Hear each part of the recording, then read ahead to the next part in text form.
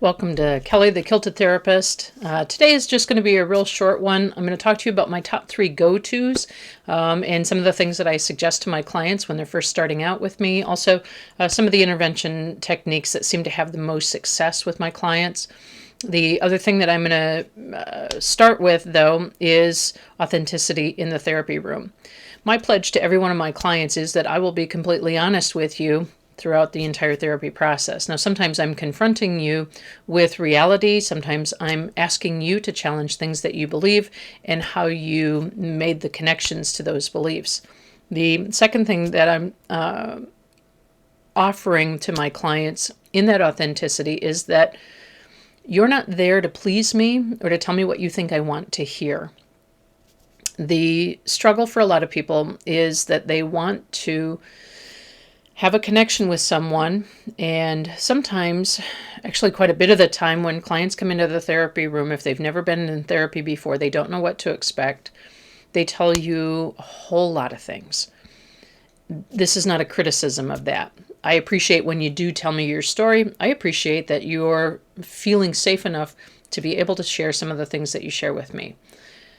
My earnest request here, though, is please be honest, both with me and with yourself. The significance of being honest and recognizing that you're not there to please me. You're paying me to be a sounding board and to walk with you to help you to problem solve, not to, I guess, for lack of a better way to describe it, it's really not my job to tell you that pleasing me gets you closer to your goal. And I think as I'm talking about this with you, I hope that you're understanding that a good therapist is going to act as a coach. They're going to act as a mentor. But more importantly, a master therapist is going to be present with you in a way that is honest and inviting you to be honest with yourself. Now, it's tricky to talk about this because people have a tendency to kind of cringe when they hear somebody say, I'm going to be asking you to hold yourself accountable, because we ultimately want to be liked, we want to be validated, and we want to know that we're doing a good job. Here's the crazy thing. There is no right way to do the right job that is specific to everyone all the time. People are malleable. People's beliefs can change, although sometimes they'll double down, triple down, and to some extent they'll even go against their own better interest if they have a belief that says, I'm not moving off of this mark. We see this all the time in loyalties to ideas, teams, and people. And sometimes we can be putting ourselves into horrendous situations with people, teams, and ideas that are absolutely antithetical to us. But we have a misguided belief that if I just do this, things will get better. Which takes me to the top 3 things that I suggest to all of my clients when they see me. And the first thing is get a medical checkup. One of the things that I have been looking a lot at, actually 2 things in particular that have a significant impact on what we feel, is methylation. The second thing is, what are the foods that you're putting into your body? How are you caring for your temple? It's interesting to me that over the last 5 years, a new field has emerged, thanks to Dr. Georgia Ede. She has been a real pioneer in nutritional psychiatry. What you need to know is that our society has shifted, and culturally, not just in America, but in a lot of places around the world, some things have changed as a result of the interconnectedness of social media and popular media. We become softened to ideas that also influence and shape how we see our world. The difficulty becomes when people are looking at TikTok influencers, YouTube influencers, and the like. Sometimes people can be seriously misled and led astray. Now, I'm not talking about misinformation. What I'm talking about is these are people who are very well-intentioned, who believe that their experience is a part of the larger world's experience, and they're trying to connect in that larger world experience. It's often anecdotal. And when I say anecdotal, what I mean is that might work for them, but that may absolutely not work for you, which is why we need to start looking at root cause.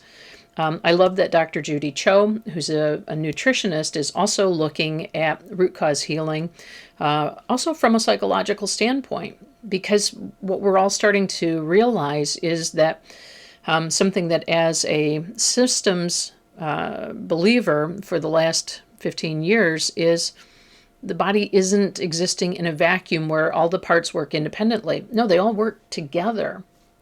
And this is why it becomes so important to take a look at what is my sleep like? What is my nutrition like? What is my physical movement of my body like? How am I taking care of me? And then what are the support systems that I have around me? So I told you my top 3. First thing is breath work, because I'm a firm believer that if we are taxing the cardiovascular system, what we're also doing is super oxygenating the brain.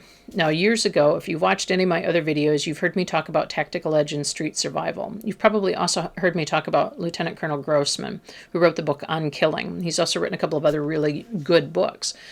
The thing that I understood was that cardiovascularly, if you can't breathe, it's a lot harder to function. But also, if you're not breathing deeply in times of stress and under the face of threat, what happens is we go into visual occlusion, auditory occlusion, which means we don't hear very well, we don't see very well, and all of the blood begins to pool to protect the internal organs and keep us safe. So my top 3, because 90% of the clients that I treat have reports of an anticipatory event that is outside of their awareness. So often when I hear that, they're labeling it as anxiety or panic. The thing that my mind first goes to is methylation. Second thing that my mind goes to is there's probably some trauma back here in the past that has taught this person to be hypervigilant. Now, sometimes that gets stuck.